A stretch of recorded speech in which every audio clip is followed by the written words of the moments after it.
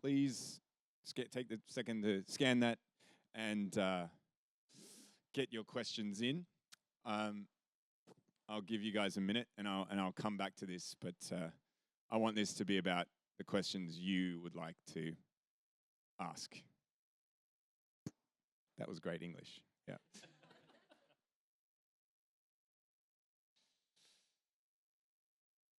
I'll give it 30 more seconds and then we'll begin.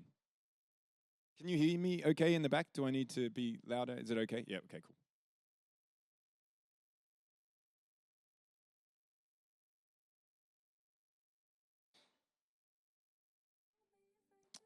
Okay, let's get started. So, well, I'm gonna get the guys to all introduce themselves in a hot moment.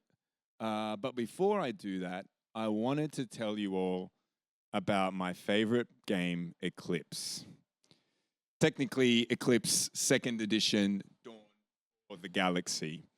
And the reason that I love this game is because you get to face off against your friends. You all control like an alien race and fight over this board here. And you have to make decisions on the fly and solve problems while your friends all try and F you over during the game. And you're all doing this against each other at the same time. And what's great about the game is, yeah, I get to solve problems and dynamic problems in real time. And that's actually why I love my job at Contentsquare, is because I get to basically do the same thing with all of you who are our customers. So I want today, at this session, hearing from the guys, I want you all to participate, put in your questions, ask the questions you want to have answered, because I want you to go away from this session with some things that have helped you solve your own problems or helping you, address some of the challenges you might be facing in your roles. Okay? Oh, sorry, let me go back. So I think we could start with each of you. Maybe Emily, you can kick us off first. Tell us about yourself, intro yourself. What's your favorite game, if you have a sentence on it? And let's start from there. I'm Emily, Emily Primavera. My title is evolving. It made me sound like I have an identity crisis at the moment, but it's kind of like that. I have the privilege at the moment to be working on a new brand and completely new business in higher education in Adelaide University. So currently working on the project to lead the digital experience and customer experience for the new Adelaide University that is opening its doors in January 2026. So massive amount of work to do. I have most recently been playing a little bit of Sequence here and there, but Sequence. It's a board game. But I really do love bocce, and I love enforcing people to play bocce. You've just shamed me because I should know every board game. So yeah, Evan will give me shit for that later, I'm sure. Sam, how about yourself? Yeah, I'm Sam. I am one of the product owners at Country Road Group, and I look after the digital web and omnichannel experiences for the 5 brands. As far as video games, I play a lot. I generally like anything that's competitive, so like Counter-Strike, Dota 2, that kind of stuff. So Serial stuff. Yeah. 100%. Ready for the esports world. Yeah. Kael. And I'm Kael. I am the digital optimization lead at NIB. So I sort of run our CRO program, so conversion rate optimization. Video games, I used to play a lot as a kid, not so much anymore. I used to love platform games like Spyro the Dragon. So yeah, might be some nostalgia there for some people. So I thought to begin, so we'll obviously be running a Slido, so I'll get those questions up. But I thought to begin, it would be good for the guys to tell you a little bit about where they are in terms of their digital maturity when it comes to analyzing customer experience, the tech stack they're working with, touch on these types of things, and start us off with a little example, and talking a little bit. So I'm going to start with Emily. Do you want to tell us a little bit about the journey you're currently in the midst of? Yeah, absolutely. So around this time last year or a bit earlier, we started a massive project on building the new Adelaide University. And a lot of, I think, what we're really excited to do is look at the tech side of that and the digital experience side, which comes first and is super important in the work that we're doing. The challenge is, and the challenge was for us, is that we had no brand. So we got our brand and we worked with our brand team to develop that into about a month before we launched the website. So can you imagine building an entire digital experience, building up all your tech foundations, all the stack you have now, putting that all together, but you have no brand, you have a building product set, you have various different team members working on different things, and your whole business is changing and resetting. So it's been such a great experience to be able to sort of lead that and work almost to redo and retransform and re-go again. And to have the opportunity to do that and look at what we have now and how we could improve has been massive. What we've been really lucky to be able to do as well is have platforms like Contentsquare to enable us to make really quick decisions. So again, we had no brand, but we needed to build a website and we needed to come up with a design and branded site and experience with very limited time to do any user testing or research. And at a university, research, testing, data, so valuable and so important, and something that our senior leaders buy into really strongly. So one of the things that we were faced with was actually our really senior leaders, our VCs, wondering why we didn't want to have a homepage banner slider on our university homepage. It's really basic, but it was an ongoing conversation, and to be able to have the capability to say, we can tell you why we're not doing that, and we can use data to say why we're not doing that, and this is a decision, and we had to stand really strong on that, but to have the tools and the ability to show the customer behaviour and the insight behind why we were making these decisions, because again, we didn't have a lot of that time to work with third parties or to do a lot of that research, but we had the ability to showcase why we were making these decisions and why we needed to make them really quickly to move on and actually launch in July. And our journeys, doesn't end there. So our doors open on January 2026. And until then and into that, we actually have to launch the ongoing digital experience for this. So we're going to keep using that premise and that way of working to work really quickly to look at our user insights, look at the way people are interacting with our experiences across both university sites and our new one, to build our new design, our new experience, and put it all together for our students and prospective students as we go. So maybe just for a bit of extra context, I don't know if this is clear to everybody, but University of Adelaide is merging with University of South Australia.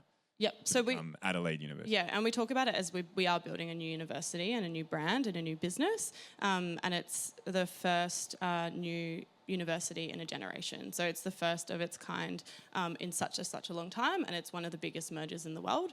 It's a really big project. Very cool. A big thing to be doing. So yeah. So Sam, a chance for you to sort of talk about where you are in terms of your maturity at Country Road Group and the things you guys have been doing the last year and a half or so. Yeah, for sure. As a business, we're going through quite a big digital transformation at the moment. So earlier this year, I think it was in February, our digital transformation lead delivered our headless migration. So decoupled our front end from our e-commerce stack. And the majority of this year has really been looking to wield that tool and get the most out of that tool. So getting all of our content into our CMS, and then empowering our teams to not be blocked by what was previously a really dev-heavy kind of space. That kind of nicely ties into the screenshot actually that's on the screen. So part of that digital transformation, we were doing a migration, a like for like from an experience point of view. And so we use Contentsquare's Find and Fix, and we're able to actually identify a bit of regression in one of our journeys. So the journey, the example that's here is we offer gift wrapping for Country Road. So you place an order, you can have that order gift wrapped and get it delivered. What we found was that the little tick box, the box that said, do you want to have your order gift wrapped, was by default being expanded And when a product wasn't available for gift wrapping, it was showing an error message, your product's not available for gift wrapping. Basically, it made our customers think that the product was out of stock and weren't able to check out. So kind of had a bit of an inkling it was happening. One of the team mentioned that, I think it was his cousin, saw it and was like, this is kind of weird, what's going on? So the tool really helped us identify what was actually happening through session replays. We could actually see where it was breaking, where the experience was falling apart, and then go into quantifying what that looked like, and then gave us some direction on what we needed to do to fix it. This was a piece of regression. It broke when we migrated from our old stack to the headless experience. Well, wasn't implemented correctly, whatever the case may be. But yeah, it really helped us identify it and then solve the problem super quickly. I think, and I don't recall the exact time frame, but it was less than a month, so maybe 2 sprints from identifying it to getting it resolved. I think there's some numbers up there. I can't really remember. There's numbers. I think it's a fact, just showing that there's you're able to quantify the impact of this potential experience on your bottom line and your average order value and therefore prioritize it accordingly, right? Or escalate it as required. Exactly. And the other sort of important part to this is, for whatever reason, we weren't getting any signals through like customer service or anything like that. I think people just potentially thought this was just out of stock. And so being able to actually see that was a problem was a really big deal and super helpful.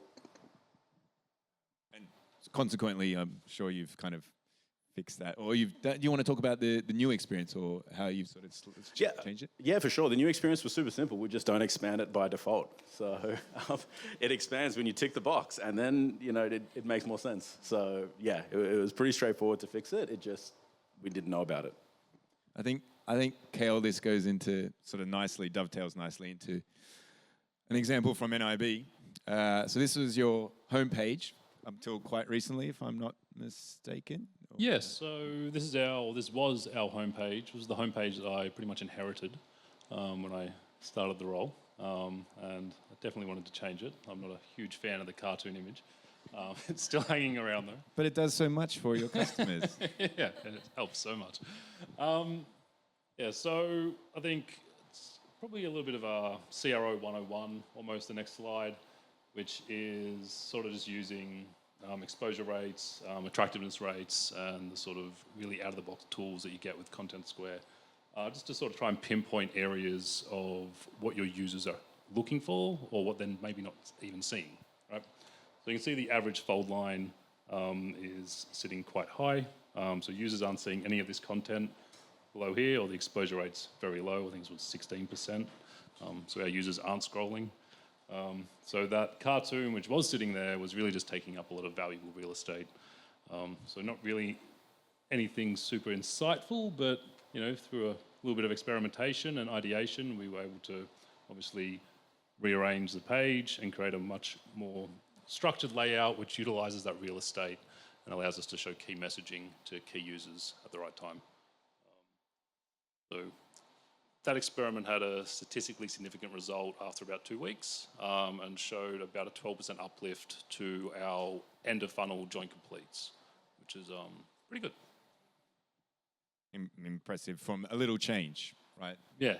Sort of thing, little change. Tiny change, easy to find, didn't have to sort of spend months trying to reinvent anything. It was just simple out of the box sort of tool. And, I might use this now to bring in some questions because there are some good ones in here. Does anyone have, Sam, maybe this is a good one for you. Do you have MarTech fatigue? Too many tools and not enough time to make the best use of them all? Yes. It's probably my short answer. Probably not the best person to comment on MarTech. I don't necessarily spend a whole lot of time personally in MarTech. That sits with a separate team. But tools in general, it's like I was at an event about a month ago, and one of the speakers made this comment that really resonated with me. It was around AI, and he basically said oftentimes businesses want to use AI in some sort of way, and it's kind of walking around with a hammer looking for a nail to hit. That's kind of what I feel like with a lot of these tools. Is like you get all these products, and you're looking for problems to solve, where it really should be the other way around. So yes, definitely tool fatigue. Too many hammers. Yeah. Sam, he 100%. works with 5 hammers. Anyway, sorry, I have little girls, so these kids' songs are in my head all the time.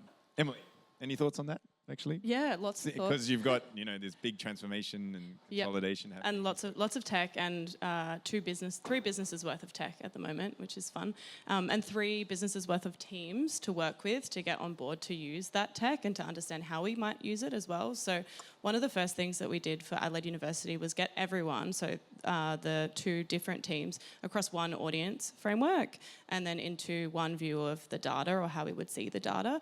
And that's helped us build really valuable, I guess, CX thinking around that, and be able to focus on that and be able to focus on use cases critically. As a business, as a project, we have key milestones to hit, and I think everyone can create those or has those in their OKRs, etc. But we were able to align use cases to some of those. So, for example, we had to go live for the international prospective student. So we looked at some of those key journeys or key use cases that we needed out of our audiences and that data that we were looking through as well. Got the teams on board with that, and once we had those, then it enabled us to look at what we were building or what we were using our MarTech for and keep that really focused, as opposed to building thousands of audiences in our CDP, but actually look at what were the key 6 that we needed to go live with, not what were all of them that we needed to build to start with, so that we could actually then use our audiences, for example, across our MarTech and use them effectively from start to finish, and then be able to actually talk about a result off the back of that, rather than just looking at all that tech and trying to work out how to play with it. It kind of aligns to what Sam said about like having a problem and thinking about your problems first. Yeah. I might move on from that question because there's perhaps one of my favorite questions that I've ever seen in. And look, there aren't that many yet, guys, so still feel free to get more in. But how do you get marketing to think digital first instead of print and TV? Oh, whoever thought of that? Well done. Kael, I mean, you were at CX Circle last year, and I remember you saying GA, everybody hates GA4, so everybody's using Contentsquare. So maybe that's sort of aligned to this kind of thinking. How do you sort of snap your marketing team out of it's out of bad habits, maybe not just sort of print and TV, but just bad habits or changing their behaviors? It's quite fitting. So when I started at NIB, we had 2 separate, a digital team and a marketing team. And then a week after I started, they got merged, which was kind of fun because all of a sudden I'm sitting next to a Google Ads manager. It's like, hey, a whole new world.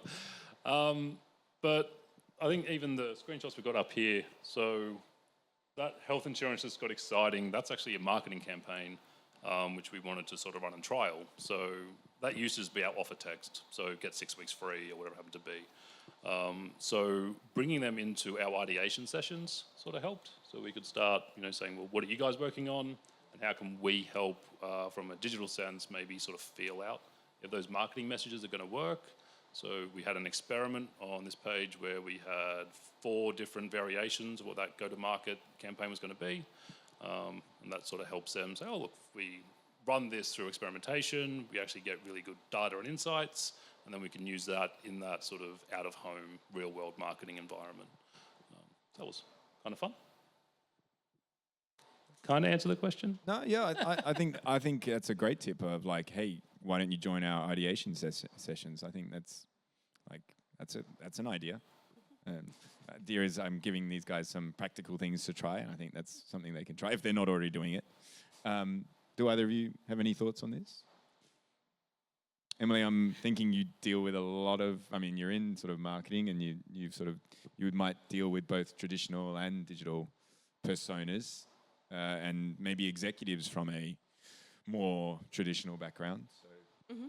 I think, again, I'll talk about audience because that's the biggest thing that we found, and we have to get our product teams and our recruitment teams, so like our sales teams across this as well. So it's marketing from a traditional media perspective, but also our sales teams who are out there selling our products in schools or working with agents, etc. So I think having a combined and a common a ever-evolving view of audience really helped. Our marketing teams work with their media agencies to work through audience, but really that is one view, and how does that feed into an overarching view of audience that then our sales teams, our recruitment teams can connect into as well.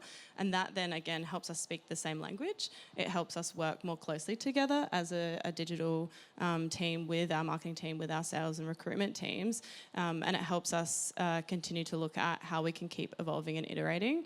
And so that's been really, really valuable to help us just at least speak the same language, and show that we are all looking at the same things and we are all working together in the same way, off the back of an audience view as a focus.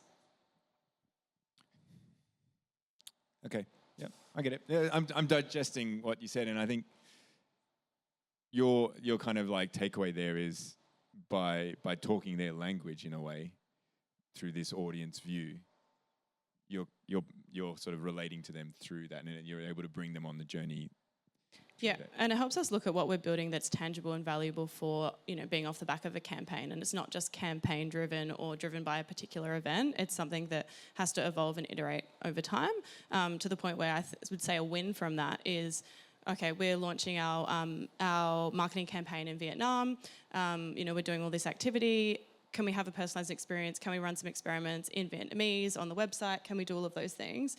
And us being able to say, yeah, absolutely. Like, yes, and yes, we've planned that. And yes, we are working, we are thinking of that and we're working through that as well.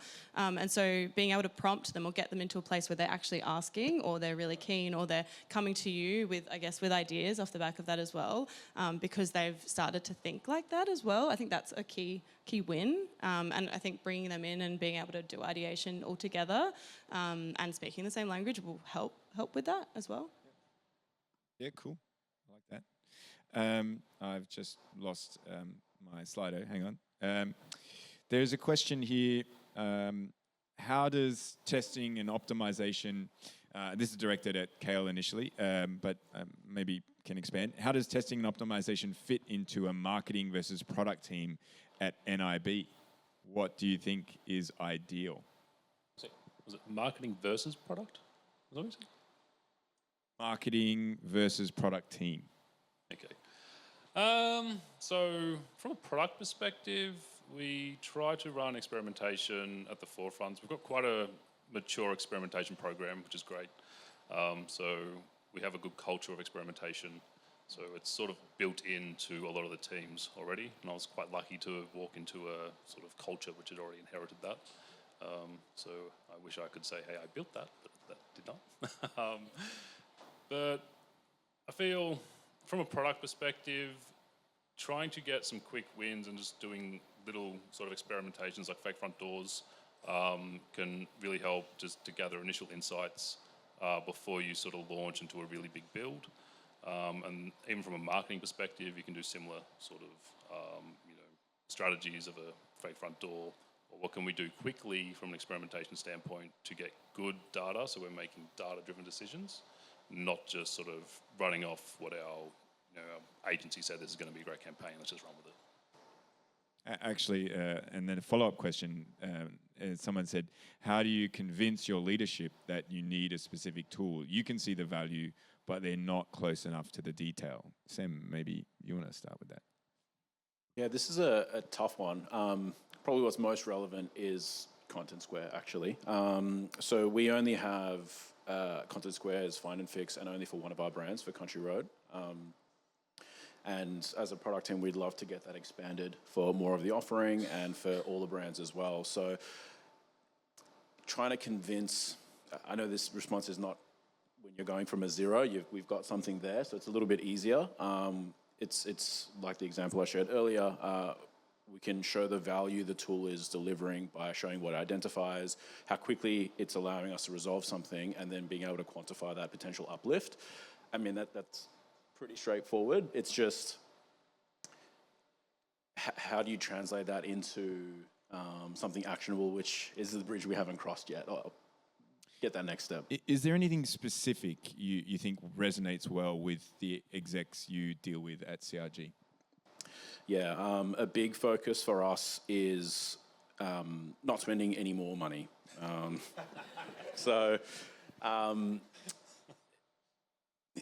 it's a tough one when you talk about tools because inherently that comes with a cost, right? A subscription or whatever it looks like.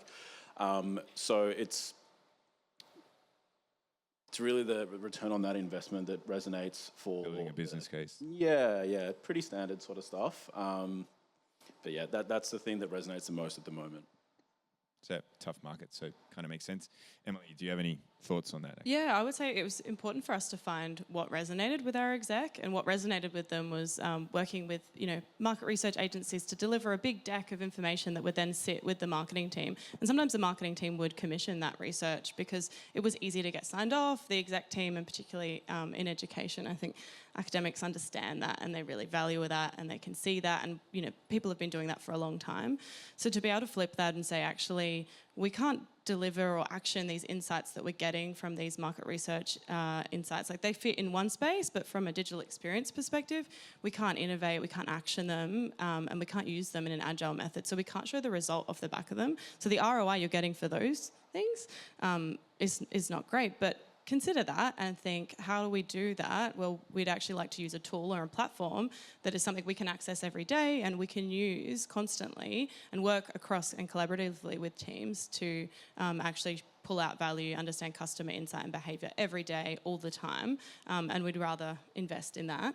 And so being able to show that way of looking at it and actually be able to articulate, this is like doing those big sort of market research pieces, but instead of us sitting with a deck, we can action and jump into a tool and we can use that every day. Lots of different team members can get on board with it, and we can do it really quickly, and we can show you those results. So being able to get that across and find something that already resonated with them, compare another tool or a way that we wanted to do it and how that might be beneficial, and then show them the results off the back of that has been really valuable. What allowed them, it must have been an initial leap of faith that they would have had to make, going from the old sort of approach to this, what you're describing. So is there anything you recall that they did, or that allowed you to convince them, okay, let's try this? And were there parameters you set in place, or what, that you said, okay, give us this, and I don't know, is there anything specific that stands out?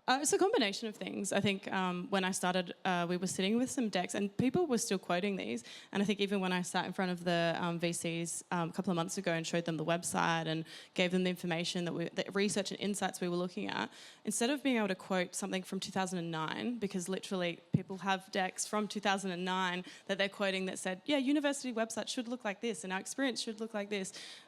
We could actually say, yeah, we've done this, we've looked at these insights, this is the data that we can see, and this is why we've made a decision.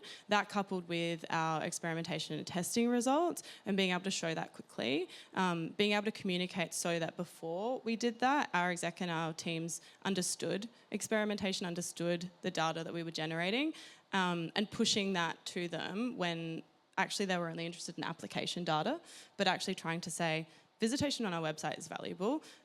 We're changing things and influencing our application journey by doing these little incremental things, and that is then going to affect applications. So being able to, again, look at the data and look at our metrics and be able to do some work in that space has really helped with experimentation and then building that culture, plus actually having those insights and looking at things that are really recent and valuable. Like a combination of those things is where we've really seen the success. I'm just conscious of time, guys. Why don't we finish with, and it's like a whirlwind session, feels like. Just quickly, if you had one key learning you could share with everybody so far, what would you say that would be? Kael, let's start with you and we'll work this way. Yeah. So don't ignore the little things. So I see a lot of product designers or people in my sort of field try and go after a big win. It might be like, a 6-month process and they're going after a big payoff. And you might see maybe a 10% uplift. It's like, well, you could just run 6 minor things in that same time and get like 5% uplifts, and you're going to be better off in the long run. So put more energy into all the little quick wins, the low-hanging fruit, and that's going to make your execs really happy because they'll see your return on investment a lot quicker. So that's probably my number one tip. Sam? For me, personal learning is whenever you're looking to deliver anything, whether it's small, large, whatever, have like a really good understanding of what the measure of success is, what success looks like, and don't try and formulate that retrospectively. So having that clearly set out, it seems pretty straightforward. I'm sure a lot of you do it, but yeah, having that set out clearly just means that you know what your hypothesis is, you know what success looks like, and you can really measure that in a meaningful way and then play that back to whoever needs to hear it. It goes back to like you saying problems. What's the problem you want to solve? Kind of ties in nicely to that. Yeah. Yeah, exactly. Any last tip? I think communication, it's very easy to say that we should communicate with our teams, with execs, etc., but not being afraid to do so and finding different ways to communicate or different ways that actually resonates with a different audience and adapting the way that we communicate. I think that's been so valuable. And, you know, taking it to the point where sometimes you might not be, people might not be as agreeing with you or not wanting to hear that piece of communication or necessarily digesting it, but pushing against that and finding different ways to cut through. That's been really valuable. When I started in higher ed, I got told that customer was a dirty word and I wasn't allowed to use it, but I kept using it and I kept talking about customer experience and using the data that we had in digital experience in addition to all of the other business and enterprise data and reporting that we were doing, to a point where now for Adelaide University, we've been able to build in the reporting, digital experience insights and data, rather than just